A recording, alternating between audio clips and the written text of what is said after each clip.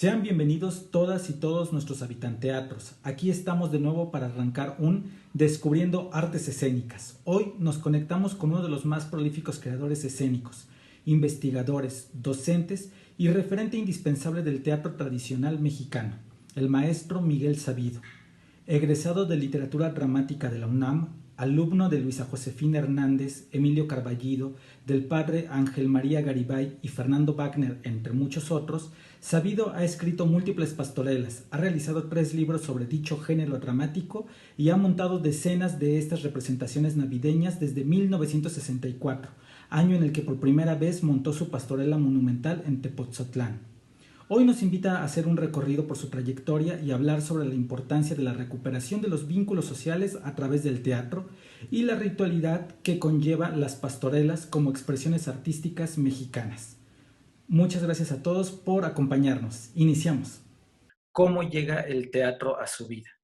Esto de manera ineluctable, no había otra posibilidad. Soy sobrino de Rodolfo Sigli. Mi abuela, una mujer muy ilustre, fundó la carrera de trabajo social en México, era fanática del teatro y desde los 6 años me llevaba al teatro, me llevó a ver a doña Virginia Fábregas con Luis Andrini en Bellas Artes, en una obra que se llamaba Doña Ana Luz en sus medallas. Y pues me llevaron también a ver a la Montoya, a ver la Malquerida. Isabela Corona era íntima amiga de mi madre y mi madre fue actriz del grupo Ulises con Antonieta Rivas Mercado. Puso con Antonieta la obra Ligados y luego en la muy recién fundada universidad, refundada, eh, con el doctor Castroleal como rector, Los de Abajo, de don Mariano Azuela. Eh, Mi padre fue un indígena maya que aprendió a hablar español a los 13 años y que, bueno, de manera natural, me llevaba a mí, a los 6 años me llevaba a Chalma para que yo aprendiera a cantar alabados y, y a bailar los 12 pares de Francia. Y pues me llevó a las pastorelas de Apam, a las de Oaxaca. Íbamos mi madre, mi hermana Julia y yo a Guanajuato. Y bueno, pues de manera absolutamente natural eh, crecí en medio de los dos teatros, porque son dos los teatros mexicanos, ¿no? El teatro criollo, del cual el máximo representante era Rodolfo, y los domingos en la mesa de la casa, en la colonia Roma, pues se juntaba Rodolfo y, por supuesto, con Amaya Caballero de Castillo Ledón, con Luis Basurto, con pues los dramaturgos de la época, ¿no? Entonces discutían los problemas del teatro muy apasionadamente. Y por otro lado, pues el teatro indígena al que me llevaba mi padre, ¿no? Y yo siempre preguntaba, bueno, ¿por qué son tan diferentes los dos teatros, no? Y cuando ya fui mayor, entré a la Facultad de Filosofía, pues tuve, yo he tenido muchos privilegios en mi vida, muchos, muchos, muchos, muchos, muchos. Uno de ellos que Ancona me haya iluminado una obra, ese fue el Hidalgo, ¿no? Eh, Entre los muchos privilegios que he tenido fue que fui el padre Garibay, el famoso padre Garibay, el que fue maestro de don Miguelio Portilla y de Alfredo López Austin, que acaba de ganar el Premio Nacional, etcétera, también fue mi maestro, ¿no? En la Facultad de Filosofía.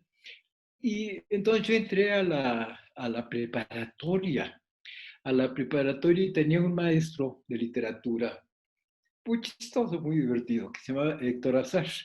Y entonces era nuestro maestro de literatura.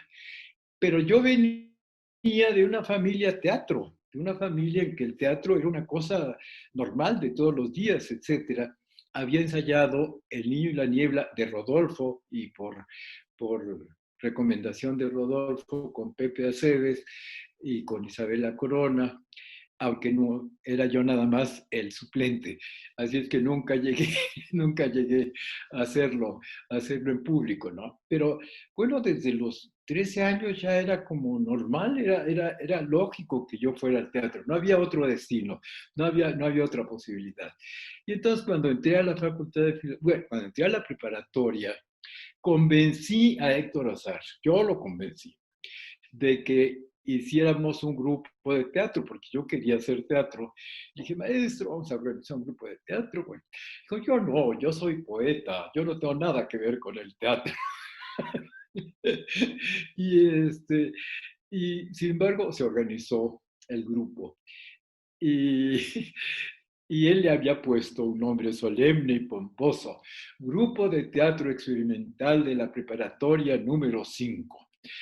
Y como yo movía todo, yo era el factotum. Entonces llevé a la imprenta la hoja de créditos y le dije al señor de la imprenta, y no es horrible eso de que Grupo de Teatro Experimental de la Preparatoria número 5, le dije, póngale teatro en Cuapa. Así le puso. Héctor me odió, me gritó, me maltrató, ¿por qué le cambiaste el nombre? Sin embargo, pasó con ese nombre a la historia realmente. Y para mí fue la introducción a ese mundo prodigioso que fue el teatro universitario de la década, inició en 55, pero siguió toda la década de los 60 y alcanzó un poquito de los 70, ¿no? Y ya nadie habla de eso y es una pena realmente porque fue un momento glorioso del teatro mexicano. La ciudad era muy pequeña, eran 2 millones de habitantes solamente, pero era un milagro teatral la ciudad, un milagro cultural, realmente. El siglo XX fue el siglo de oro de la cultura mexicana. Imagínese usted, un día Alejandro Jodorowsky hacía uno de sus efímeros en el balneario olímpico, en el que destrozaba a hachazos un piano, y luego todos los actores se tiraban a la alberca. Al día siguiente, André Moreau en el IFAL ponía el avaro de Molière en francés y luego al día siguiente Gurrola en la Casa del Agua ponía un Landrut que fue prodigioso verdaderamente y fíjense nomás qué generación la mía. Gurrola, José Luis Ibáñez, Juan Ibáñez, Héctor Mendoza, Alejandro Jodorowsky. Bueno, qué privilegio que todos compartiéramos el teatro del caballito donde hacíamos cosas gloriosas y cosas feas. También metíamos la pata, ¿no? Pero sí fue un momento muy, muy glorioso. Álvaro Custodio, como había un regente muy famoso, el regente de hierro, Uruchurtu, que decía que tenía, por cierto, al cargo del Departamento de Supervisión a un señor muy curioso, que cuando Álvaro Custodio estrenó La Celestina, fue a verla y le pareció horrible, espantosa, una cosa que trataba de celestinaje y de prostitutas y horrible.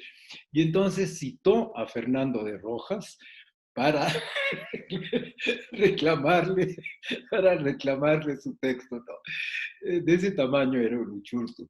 Y prohibió totalmente, pero radicalmente, el teatro fuera del teatro.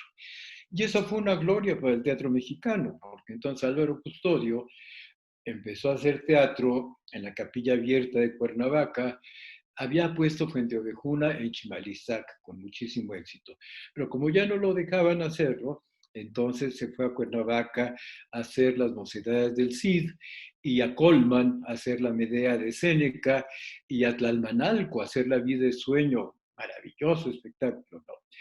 Y al mismo tiempo, en la Facultad de Filosofía y Letras, yo fui alumno del maestro Ruelas, de Fernando Wagner, y el maestro Ruelas montó la adaptación de el rector Olivares, de Armando Olivares. Armando Olivares hizo un collage con los entremeses de Cervantes y él fue el que dijo San Roque es el mejor escenario del mundo. Y entonces la Universidad de Guanajuato llamó al maestro Ruelas para que dirigiera el collage del rector, ¿no? Que salía como el Quijote también. Entonces, bueno, todo era una explosión de teatro y de buen teatro por todos lados. Y a mí me tocó, después de teatro en Cuapa, entrar a la Facultad de Filosofía y Letras y ahí sí me saqué la lotería. Estuve 6 años en el seminario de Luisa Josefina Hernández. Luisa es un factor fundamental para el teatro mexicano y poco se habla de ella. Luisa fue maestra de Héctor Mendoza, de José Luis Ibáñez, de Ludwig Margules, de Rubén Broido, mía, de Hugo Argüelles, y realmente a todos nos dio Luisa un rigor formal para hacer análisis de los textos extraordinarios. Y la llegada del collage, que el primero fue el de, el de Guanajuato, el segundo, el que hizo Héctor en Cuapa, que amalgamó fragmentos del libro de Buen Amor con un entremés de Cervantes y unos poemas del cancionero viejo. Y luego el deslumbrante trabajo, único en la historia de Poesía en Voz Alta, ¿no?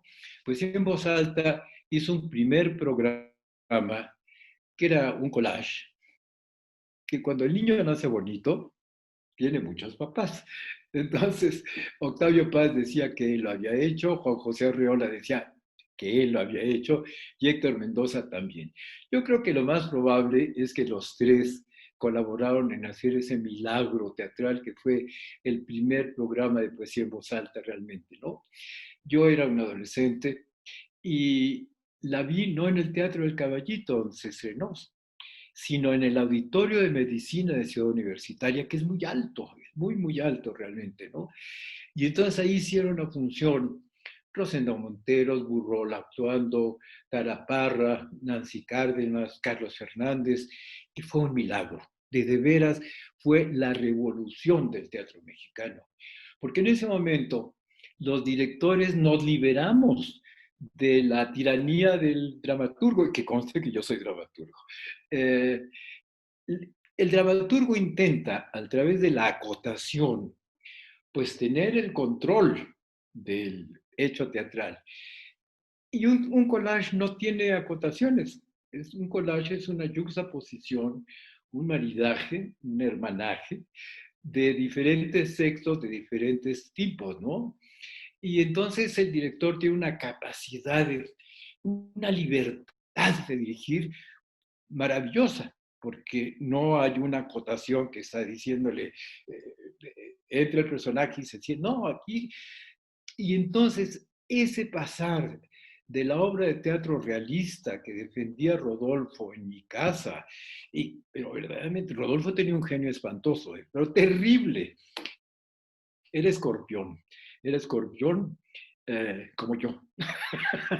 Así es que conozco muy bien el signo. Y, y bueno, claro, yo pertenecía al antirrealismo, yo pertenecía a los directores que queríamos libertad para hacer las cosas como creíamos que se debían hacer, y él no, él creía que el director debía estar al servicio del texto totalmente.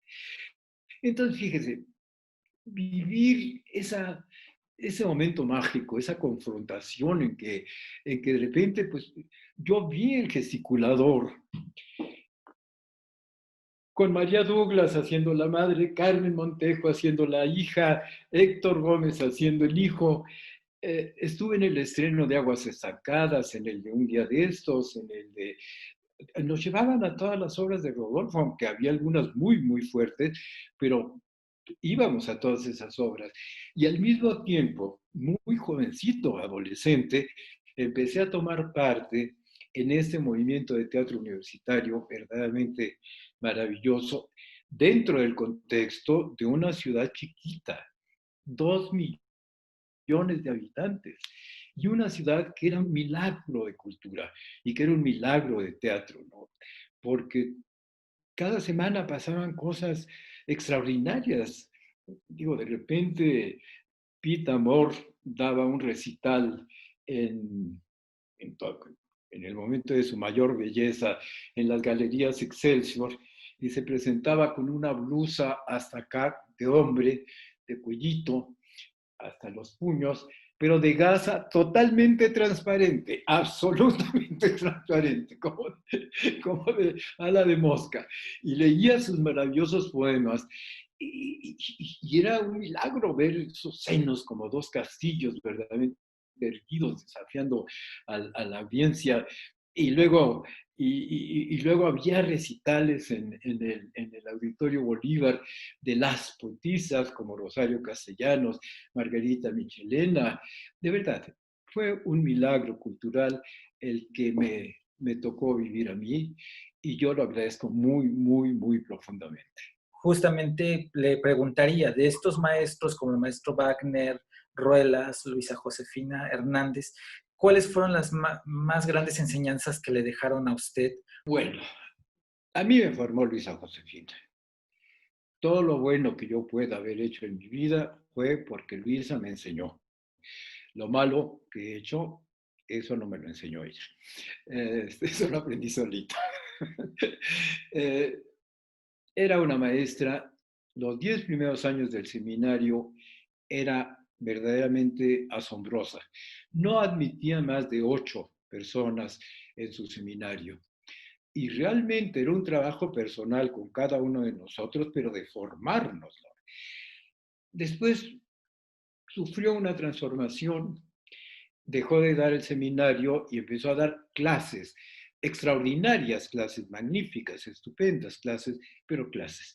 Ya no eran esos sesiones de empezamos a las 4 de la tarde y a veces terminamos a las 10 de la noche, en que desmenuzaba cada género, cada trabajo de nosotros, etcétera, etcétera. Así es que lo que yo aprendí de Luisa fue rigor, y soy muy odioso, porque soy muy riguroso realmente, muy, muy riguroso. Eso lo aprendí, bendita sea, de Luisa.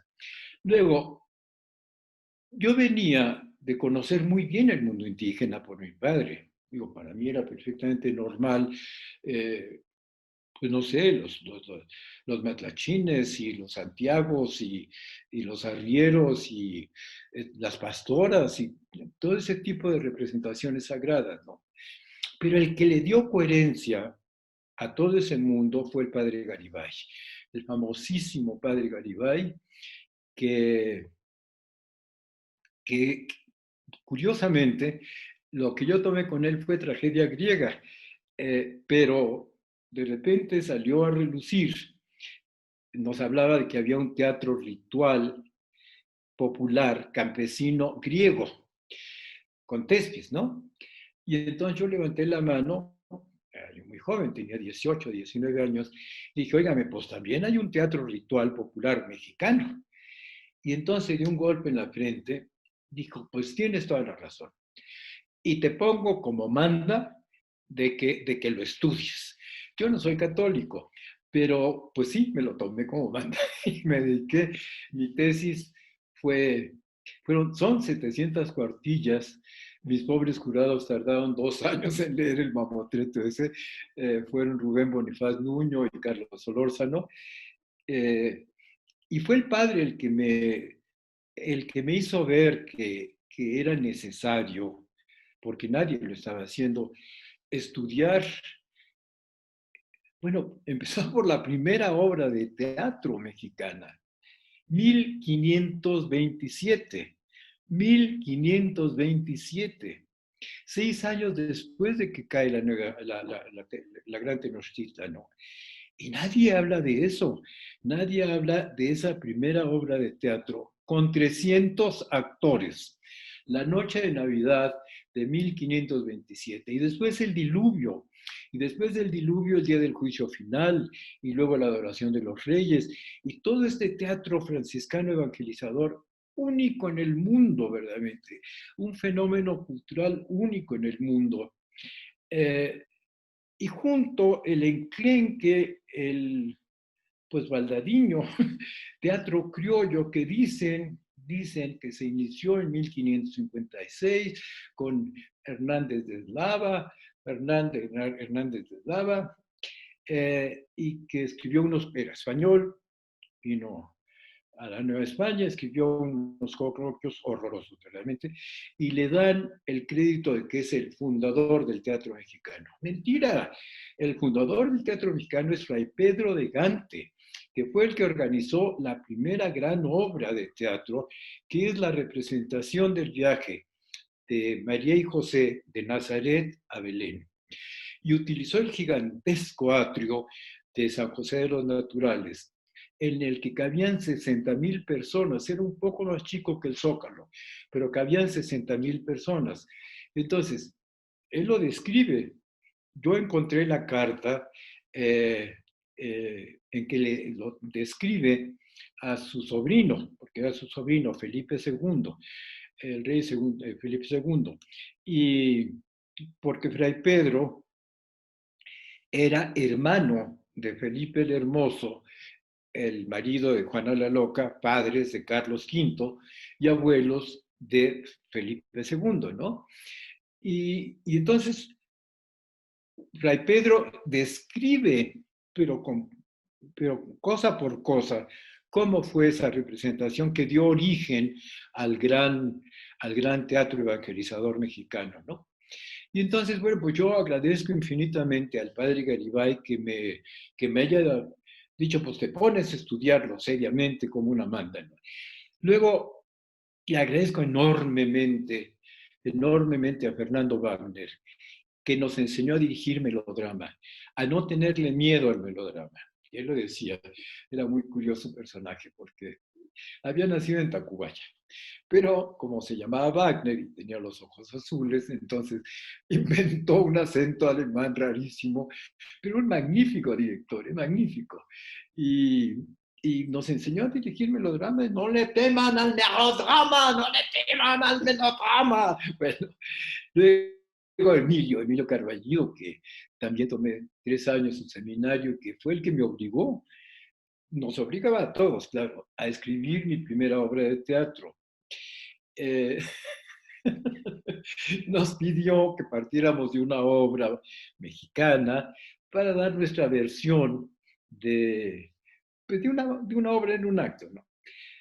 Lógicamente yo escogí La familia cena en casa de Rodolfo, que trata de una familia aristócrata que vive en la Condesa y que termina el primer acto cuando llega el hijo de la señora esta aristócrata con una prostituta, bueno, una fichera vestida de fichera, y dice, madre, me acabo de casar con esta mujer. ¡Oh, qué telón! Bueno, entonces a mí siempre me pareció, pues la verdad, muy chistoso, ¿no? Muy chistoso que madre, me he casado con esa mujer, telón. Rodolfo se enojó mucho cuando se lo comenté, pero bueno. Entonces yo dije, bueno, pues voy a tomar esa otra, porque Emilio nos obligaba a que escribiéramos.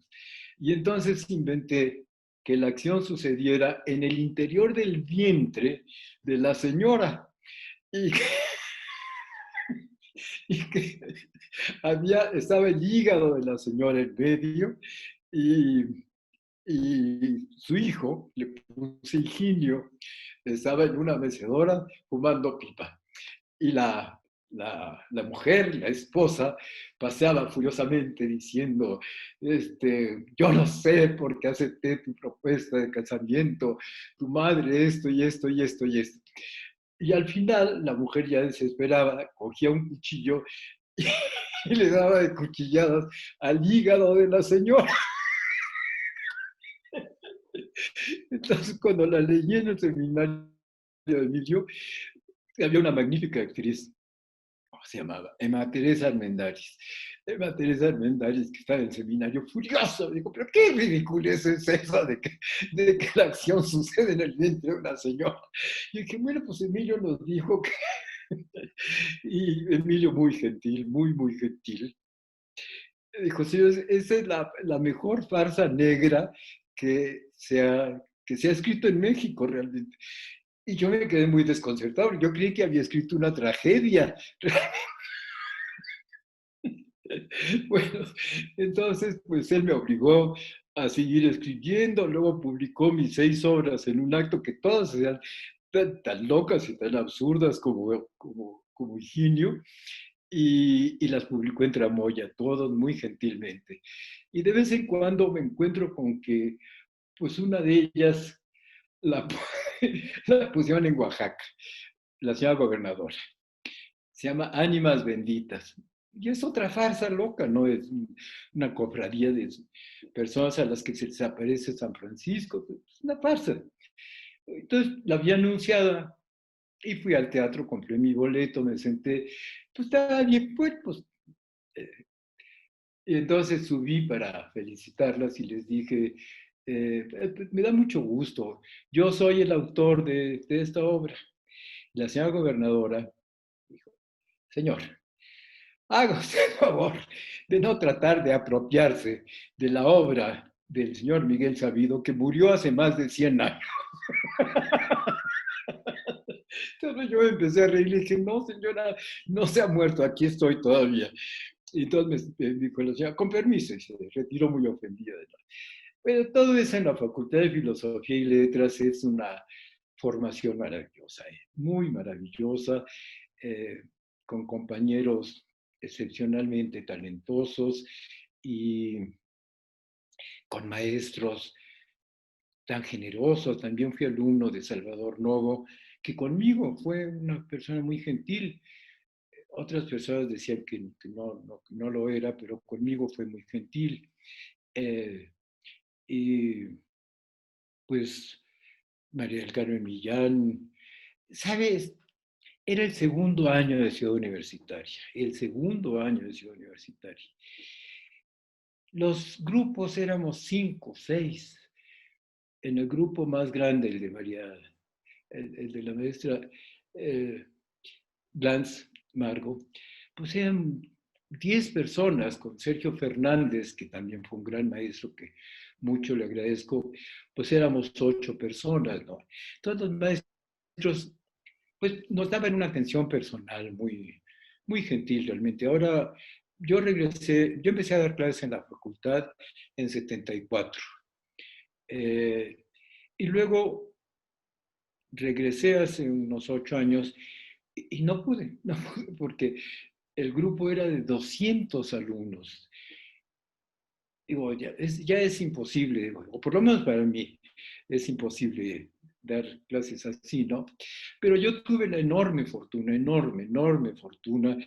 de que me tocara una facultad tan bella, tan tranquila, con actividades académicas notables, verdaderamente, en una Ciudad de México bellísima, en una casa de la colonia Roma. Enfrente vivía Javier Villaurrutia, que era muy amigo de mis papás. Eh, y luego de tener la beca del Centro Mexicano de Escritores muy joven, muy joven, tenía yo 21 años, con compañeros como Vicente Leñero, Inés Arredondo, Guadalupe Dueñas, pues toda mi vida he sido afortunado, pero esa adolescencia, pues no puedo agradecer lo suficiente, ¿no? Y pues la disfruté infinitamente y esa es mi raíz. Y también usted, maestro, si no me equivoco, estuvo en Polonia. Sí, con Jerry, por A supuesto, ver, con Jerry. díganos cómo fue conocer a Grotowski, cómo llega usted a Polonia, qué es los contrastes que puede descubrir entre México y Polonia, Bueno, de aquí tendríamos que hablar un poco de lo que era el teatro universitario.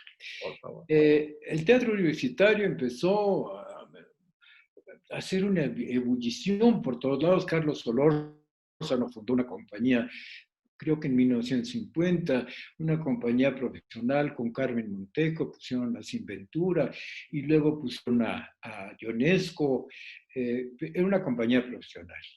Y luego, bueno, pues apareció Teatro en Cuapa y luego Poesía en Voz Alta y luego ya nos soltamos todos, ya no nos paró nadie, cada quien inventaba cosas y cosas y cosas. Y entonces yo le propuse a Jaime García Terrés un esquema del teatro universitario, que se hiciera en todas las preparatorias, teatro estudiantil como lo habíamos descubierto en Teatro en Cuapa. No poníamos obras, poníamos collages de Héctor Azar, Y Héctor, si un actor no podía decir el Parlamento, pues le quitaba el Parlamento, se lo corregía, etcétera, etcétera. Ese sistema daba resultados maravillosos realmente. Entonces, que se implantara como sistema en la preparatoria. Luego, que cada facultad tuviera su propio grupo de teatro. Luego, que hubiera una compañía estable. Y luego, los que ya habíamos salido, que formáramos asociaciones civiles al amparo de la universidad. Así fue como nació la de Burrola, que se llamaba Estudio G. Así fue como nació la de Ludwig, que se llamaba Teatro Contemporáneo. Y así fue como yo organicé una que se llama no ha desaparecido por fortuna, Teatro de México. Entonces, Teatro de México lo que intentaba era recuperar todo ese teatro que todo el mundo ignora, hasta la fecha se ignora, ¿no? Yo publiqué hace 3 años un libro del siglo XXI que se llama Teatro Sagrado, que tuvieron la gentileza de presentarlo el maestro León Portilla, Matos Moctezuma y Jaime Labastida. Y cuando ellos me avalaron, que yo decía que, pues sí, que la primera obra de teatro fue en 1527 y que teníamos 3000 años de antecedentes, pues la gente no lo creía porque realmente pues nadie se ha metido a, pues a probar que sí es cierto, ¿no? Yo, gracias al doctor León Portilla, queridísimo amigo, fundé una compañía de teatro náhuatl que era muy parecida a Teatro de México, ¿no? Pero bueno, entonces, con Teatro de México puse en Tepoztlán, en 1964, la primera pastorela monumental que hice en mi vida, partiendo de un trabajo que hice para el Seminario de Luisa. Y bueno, pues tuvo un éxito enorme. Luego puse el Gran Teatro del Mundo, también con gran éxito dentro de la iglesia.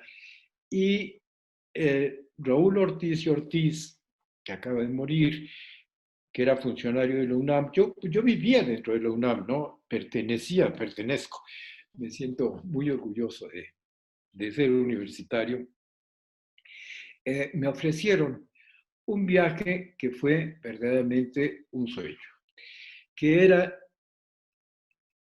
visitar a todas las compañías estables. Primero en Estados Unidos, estuve en Washington, en Nueva York, en Minneapolis, en Seattle, en San Francisco, Los Ángeles, Texas. Y luego a la Royal Shakespeare Company en Inglaterra, a la Comédie Française en, en París, al Piccolo Teatro di Milano en Italia, al Berliner Ensembler en Berlín, que manejaba toda la concepción de Bertolt Brecht. Y por casualidad, estamos hablando de 65, por casualidad me enteré de que había un grupo de teatro muy, muy notable en una pequeñísima ciudad, Brno, chiquitita, Brno. Usted no ha oído hablar de Brno, BJ. Y yo dije, bueno, pues voy a verlo. Y llegué y pasmé, porque pues era un milagro. Lo que hacía Jerry en Brno era verdaderamente asombroso, ¿no? Asombroso. Como no tenían dinero, fue que por eso inventaron el teatro pobre, ¿no? El teatro pobre. Pero las concepciones eran únicas. La primera obra que vi se llamaba Apocalipsis. Se hacían unos sótanos muy antiguos, como del siglo XIII, en un edificio antiquísimo, donde había literas y al público nos acostaban en las literas. Y la obra trataba de la ocupación nazi de Polonia, pues que era muy reciente, hacía 20 años que había pasado, ¿no? Y entonces entraban los nazis y era de una violencia, de un salvajismo, aquello, pero terrible, verdaderamente. Y uno no podía hacer nada porque estaba acostado en la litera. A mí me tocó una litera arriba, ¿no? Y si uno se movía así, venía un oficial nazi y le daba una orden en alemán, verdaderamente terrible. No, una experiencia excepcional realmente. Pues me quedé y fui a conocer al director, a Jerry, nos hicimos muy cuates, y entonces vi la segunda obra que era su versión de Fausto, era una mesa muy grande donde el público éramos los convidados a una cena y nos servían de cenar y cenaba uno y etcétera. Y toda la obra pasaba encima de la mesa, que era fantástico porque de repente tenía uno a Fausto a 10 centímetros y a Mefistófeles junto y Margarita dando vueltas alrededor de la mesa. Muy alucinante. Y esto es 65, esto es hace 50 y tantos años, ¿no? Fue una revolución, lo de Jerry fue una revolución, ¿no? Y entonces, bueno, nos comunicábamos en francés, yo no hablo polaco, eh, y entonces yo le dije, me quiero quedar aquí a hacer lo que llaman en Europa un étage. Pues étage es piso, de hecho es piso, esa es la traducción, pero más bien vendría a ser como un estado, ¿no? Como un estado. No es ni un curso completo, ni es una beca, sino es un estado. Yo hice 2 estados, uno con Jerry Grotowski de 3 meses y otro con Pier Paolo Pasolini en Roma, eh, pues de seis meses, ¿no? Y entonces, bueno, yo a Jerry le expliqué toda mi teoría del tono en la dirección, le encantó, intercambiamos puntos de vista y me tocó estar en la puesta en escena del Príncipe Constante, que fue la obra que le dio notoriedad mundial, ¿no? Bueno, yo regresé a México y a dar clase en la facultad, donde daba clases María Douglas también. Y entonces propuse que hiciéramos un collage que yo lo armé, las tentaciones de María Egipciaca, lo hicimos, María estaba prodigiosa, ¿verdad? Era algo único. Cuando lo hicimos en Monterrey, el público se subió al escenario y la levantaron como si fuera torero a darle vueltas en el escenario. Y ella me gritaba, bájenme, Miguel. Bueno, estuvo maravillosa, María, maravillosa, realmente excepcional. Y gracias a eso, el arquitecto Ramírez Vázquez le pidió a la Facultad de Filosofía y Letras que representara la, la obra en la Olimpiada Cultural. Y entonces ya tuve yo contacto con el arquitecto Ramírez Vázquez. Le dije, tienen que traer a Jerry Grotowski, tienen que traerlo, es imprescindible que lo traigan. Y pues nadie sabía quién era Jerry Grotowski. Y pues bueno, lo invitaron. Y pues yo fui a buscarlo al aeropuerto, lo llevé a sus 2 hoteles. Era muy especial. No sé si pueda decir era o es, porque Jerry desapareció misteriosamente en las montañas de Chihuahua, en México, porque se enamoró, no se enamoró, se apasionó por México, no por México, sino por las culturas indígenas mexicanas, ¿no? Bueno, entonces, pues pusieron el príncipe constante, que el príncipe, la puesta en escena es que hay una especie como de sala de operaciones en que el público en un segundo nivel está viendo para abajo como si fuera una vivisección, ¿no? Como si fuera una autopsia. Y bueno, maravillosa, realmente maravillosa. Y era septiembre, me acuerdo perfectamente bien. Era septiembre y dio función la noche del 15. Entonces lo llevé al Zócalo, lo llevé a que viera el Zócalo, enloqueció. Y ahí nos fuimos a Garibaldi y bueno, brincaba de un lado a otro así, pero verdaderamente encantado, gritando le petit orquestre, por los mariachis, ¿no? Las pequeñas orquestas. Y bueno, fue una revolución para México, fue una verdadera revolución y para el mundo, ¿no? Así es que gran honor haber hecho ese touch con él, haberlo conocido, haber sido su amigo y sobre todo haber intercambiado. Yo estaba en ese momento poniendo una obra. Yo estaba muy loco realmente. que se llamaba La monja portuguesa, con Ofelia Guilmain. Y yo sigo teniendo, ganas de hacer un teatro sin palabras. Un teatro en que las palabras no le estorben al actor, ¿no? Y entonces lo propuse a Ofelia, Ofelia aceptó. Hicimos un grupo de actrices en que estaba Ofelia Claro, Lola Beristain, su amiga del alma, Marta Zabaleta, Kika Meyer. Eh, y entonces yo invité a Jerry a que fuera un ensayo. Entonces llegó y vio, la obra era muy curiosa. Ofelia al final no la quiso poner.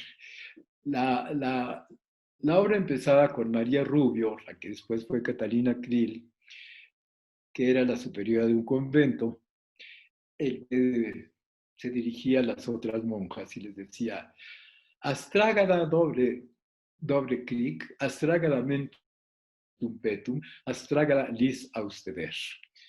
Y todo el mundo me decía, bueno, ¿y eso qué quiere decir? Pues no sé, lo que cada espectador quiera pensar de lo que quiera decir. Estamos hablando de 68.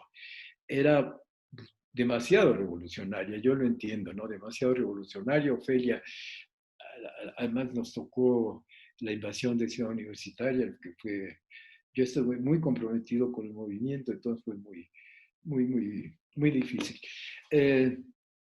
Y Jerry fue a un ensayo y entonces empezó a darles teoría de los resonadores, ¿no? Yo manejo bien los resonadores de cabeza, pero no sé manejar los resonadores de huesos. Y él sí sabía resonar. Y llegó un momento en que Amar Zabaleta, que está viva y que puede dar el testimonio, hizo que la voz de Marta resonara en el hueso del muslo, del muslo. ¿Cómo lo logró? Pues quién sabe, habrá que preguntarle a Marta qué fue lo que le hizo para que la voz de Marta, digo, lo veíamos. ¿Cómo es posible? Está hablando el muslo realmente. ¿No?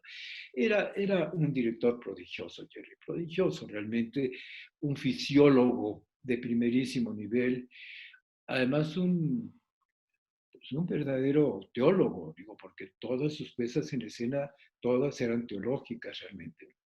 Entonces, bueno, pues sí tuve la gran fortuna de aprender de Jerry. Y a su vez en esta dinámica revolucionaria suya también estaba la cuestión del rescate de tradiciones, el rescate de este teatro que se va generando.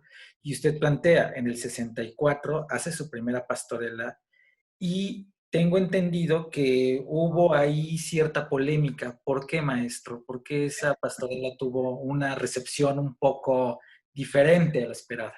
Sí, infortunadamente las leyes de Indias convirtieron a la Nueva España en...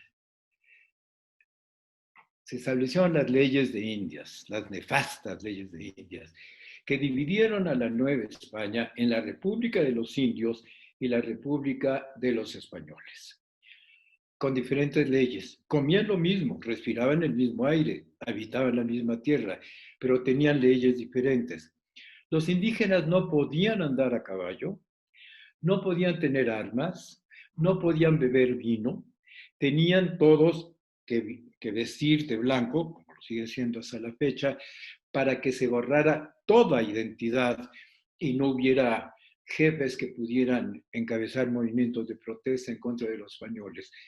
Fue un, bueno, fue salvaje el haber escindido hacia la Nueva España, porque la convirtieron en un territorio racista, esquizofrénico, e infortunadamente el México independiente heredó todavía resabios de eso, y nosotros hemos heredado resabios de eso también. Seguimos siendo un país racista. Decimos, un indio bajaba de la sierra Tamborazos. No tiene la culpa el indio, sino quien lo hace compadre. ¡Qué barbaridad!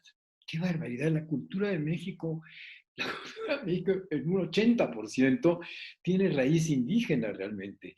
Y nosotros seguimos bueno, yo me exalto mucho con esto, discúlpeme, por favor.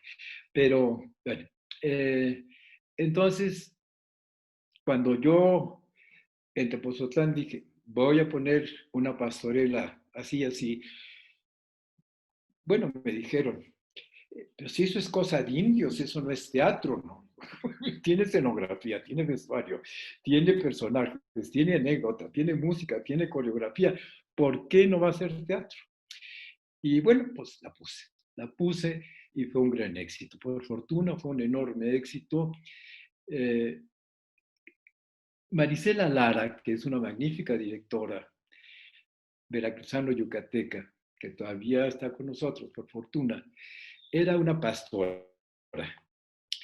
Y entonces yo hacía que el público llegara sin luces, sin nadie que los recibiera, tropezándose con las piedras del patio, acomodándose como pudieran. Y claro, la gente pues, se desconcertaba mucho, ¿no? Y luego de repente pasaba por atrás de la gradita Marisela gritando, ¿quién se robó mis trenzas? Yo no puedo dar función sin mis trenzas. ¿Quién se...? Desaparecía, el público incómodo. Y luego salía el electricista Eduardo Palomino y decía, llamen a Miguel, hacían susurros. Entonces salía yo y decía, ¿qué? Pues no ha llegado el equipo de luz. O sea, pues pongan un foco, lo que quieran, pongan un foco. Entonces conseguí un telón horrible, pero espantoso, chiquito, que lo puse en la pared del camerino de la Virgen. Y, y entonces yo decía, ya salgan, salgan, ya salgan. Entonces salían el primer actor actual, Eduardo Liñán, y Manuel Ojeda, que es un actor famosísimo en la actualidad, ¿no? Y salían disfrazados de pastores horribles, con unos trajes espantosos, ¿verdad? Y empezaban a recitar, brilla la hermosa luna a la mitad de los cielos, oh, sin mi amor sus desvelos, hoy y claro, el público pues, empezaba a chiflar porque además lo hacían genial los dos, ¿no? Se quedaban viendo al público así como...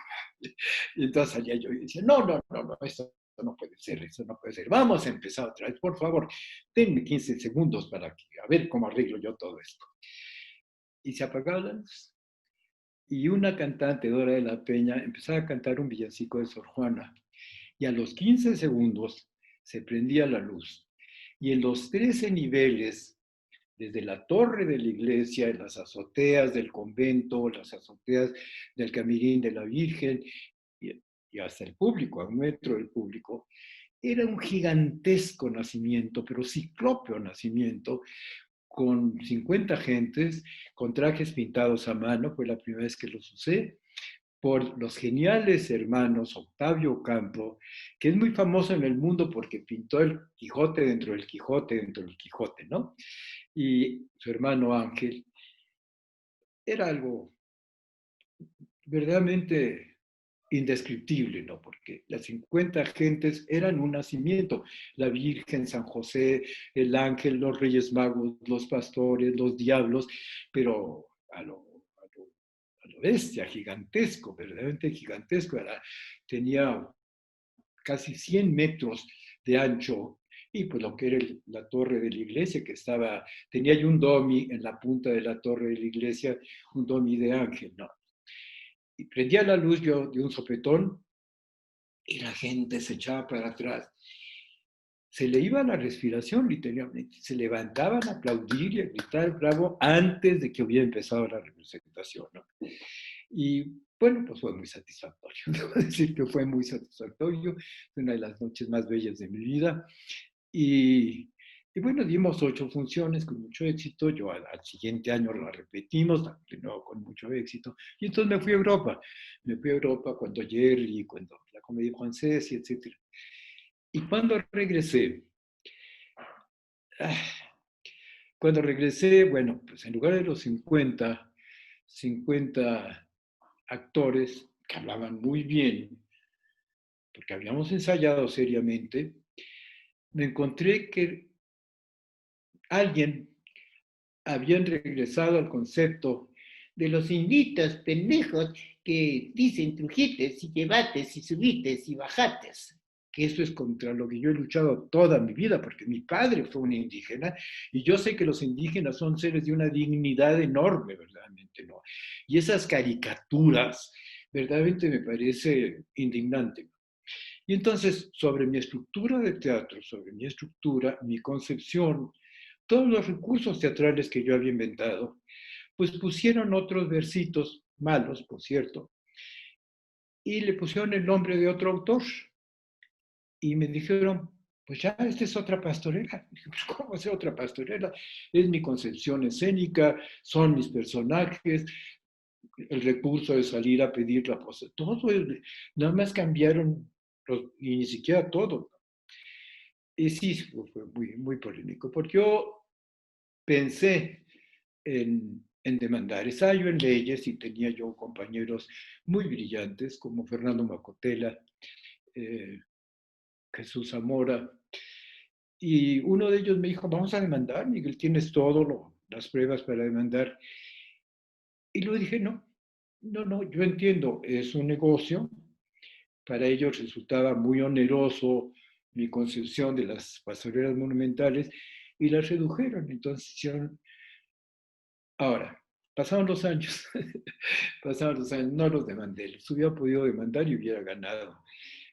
Y hace 15 años, una señora muy bien nacida, que se llama Francesca von Gutenau, de Saldívar, que es la que sigue poniendo las pastorelas en Tepozotlán, pues me habló por teléfono, me dijo, señor Sabido, le queremos hacer un reconocimiento porque fue usted el primero que hizo la pastorela y el que creó la pastorela de Tepozotlán. Y sí, me hicieron el reconocimiento, develaron una plaquita, y yo se los agradecí mucho. Y, y después dije, estuvo muy bien que yo no demandara, ¿no? Si hubiera demandado, pues hubieran tenido que dejar de hacer la pastorela, y ya llevan 55 años haciéndola. Ha sido una gran parte de la revaloración de la pastorela se le debe a esos 55 años, ¿no? Es que al principio me enojé muchísimo, pensé en demandar. Bueno, ahora que ya se recuperó el género, porque ya está recuperado, pues hice ya no demandar, hice ya no demandar. Me queda el recuerdo de aquella noche prodigiosa en que Marisela Lara gritaba, ¿quién se robó mis trenzas? Decía una mala palabra que no puede. Ah, perdón, creo que se me salió una. Le pido perdón a la señora. Disculpe. Pues sí, ese fue Tepozotlán. Y en ese caso, maestro, ¿usted por qué considera, en qué radica la importancia de la pastorela? ¿Por qué la pastorela se sigue montando? Porque justamente ahora tenemos estas variaciones en las cuales se incluyen también temas políticos y en la actualidad y se van agregando cosas todo el tiempo. ¿A qué se debe justamente que sigan su vigencia? Fuimos colonia. 300 años fuimos colonia. Y una colonia, todas, las aterradoras colonias belgas en el Congo, las feroces colonias británicas en todos lados, porque las tenían en todos lados, las españolas en las que no se ponía el sol jamás, las portuguesas en África. Lo peor que le ha pasado a la humanidad ha sido el colonialismo. El colonialismo del siglo XVI, XVII, XVIII, todavía en el XIX, que Francia intentó que México regresara a ser colonia, ¿no? Y Juárez lo evitó. ¿Por qué? Porque obligatoriamente el colonizador, ¿qué colonizador? El invasor, porque son invasiones de culturas que tienen la tecnología de las armas sobre culturas inermes que no la tienen. Y entonces cometen todo tipo de atropellos y de salvajadas, como fue en México. En México se erraba a los indígenas. 50 años se discutió si éramos seres humanos o no éramos seres humanos. Eh, ya para cuando el padre de las casas logró que nos declararan seres humanos, pues ya nos habíamos creído que éramos inferiores. Ya nos habíamos creído que todo lo español era lo maravilloso, la comida, el vino y el teatro. Tanto así que nuestro máximo dramaturgo, Juan Ruiz de Alarcón, cuyo primera lengua era el náhuatl, nunca escribió una palabra en náhuatl. Nunca en sus 36 maravillosas obras, que son maravillosas, jamás hace una alusión a que nació en la Nueva España. Él era español. Tanto así que en la Biblioteca Nacional de España, a la entrada, tienen 5 bustos de los 5 más destacados escritores españoles. En medio está Cervantes, por supuesto, ¿no? A un lado está Tirso, está Calderón, Lope de Vega y Juan Ruiz de Alarcón. Los españoles lo consideran totalmente español, totalmente español. Entonces, pues el problema es que el colonizado imita al colonizador. Cree que lo mejor, ahora creemos que Houston es la mejor ciudad del mundo, que venta se dice sale, etcétera, etcétera, ¿no? Entonces, el teatro criollo, hasta que llegó Rodolfo, fue un teatro caricaturesco, fue un teatro de copia. Copiaban los dramaturgos a España, luego copiaron a Francia, luego copiaron a Estados Unidos, y ahora de repente tenemos performances. Fíjense, qué honor verdaderamente. Los mexicanos haciendo performances. ¡Ay, ya! Esto es conmovedor. Copias, copias, copias, copias, caricaturas realmente. Y la pastorela, la maravillosa pasión indígena, la verdadera, la de Sonora, de Puebla, etcétera, etcétera. Las apariciones de Guadalupe, las guerras concertadas, como la batalla del 5 de mayo en el Peñón de los Baños, aquí en la Ciudad de México. Ese es nuestro teatro, ese es el teatro que los mexicanos inventamos. No se lo copiamos a nadie absolutamente, es nuestro. Y tiene 3000 años de antigüedad y en su momento fue el teatro más importante del mundo, comparable solamente con el teatro español del siglo XVII y con el teatro griego. Y sin embargo lo despreciamos. Si tenemos un caudal teatral tan maravilloso como el que tenemos, glorioso como la Semana Santa de Chojó en Acapulco, la batalla de Stalingrado en Chiapas, el carnaval de Huejotzingo, la morisma de Zacatecas, es una riqueza cultural extraordinaria, ¿verdad? Y es nuestra, la inventamos nosotros los mexicanos. ¿Por qué copiar las performances? ¿Y por qué copiar que vamos a deconstruir una obra? No. A mí ya van 2 veces que me deconstruyen Juana la Loca. Yo la construí una sola vez, pero ya me la deconstruyeron 2. Así es que, pues, sí, sí, muchas veces me han dicho que soy muy necio y que es absurdo lo que hago, pero estoy absolutamente convencido que tengo razón. Hay que salvar nuestro teatro tradicional, nuestro teatro ceremonial, porque es un gran generador de intangibles culturales que son parte fundamental de la identidad de nuestro país, de nuestra identidad, ¿no? Entonces, pues, pues esa ha sido mi posición toda la vida. Y empecé bailando en Chalma la danza de los 12 pares de Francia y cantando alabados a los 6 años. Y a los 83 sigo pensando que es un privilegio que México tenga la danza de los 12 pares de Francia y es una infamia verdaderamente que estemos permitiendo que desaparezca ese caudal cultural.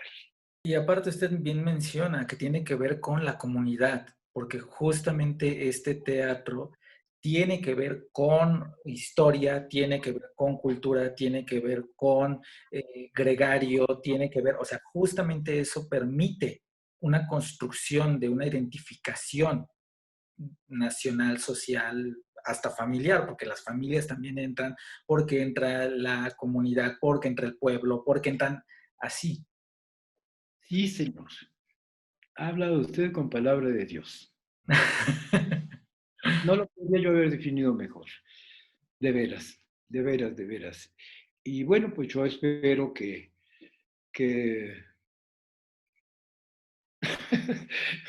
yo espero que algún día los institutos de cultura de los estados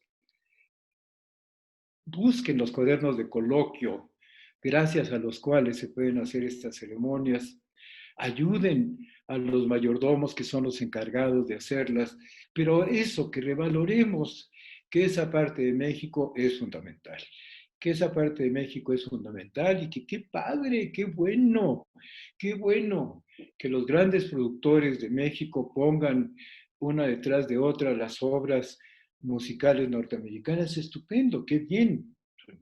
Son, son productos culturales, pero hay que entender que son productos culturales exógenos que vienen del extranjero y que junto a eso pues tenemos que darle lugar a nuestro teatro mexicano, al que inventamos los mexicanos hace 500 años.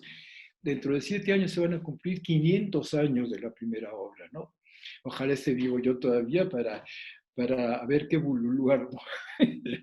y, y pues me encanta que me hayan invitado al Sistema de Teatros para decir todo eso y para agradecer públicamente al Teatro de la Ciudad, que ahí me permitieron retomar la monumentalidad que establecí en Tepozotlán en 64 y que si no me hubieran abierto las puertas, se hubiera perdido el concepto, ¿no?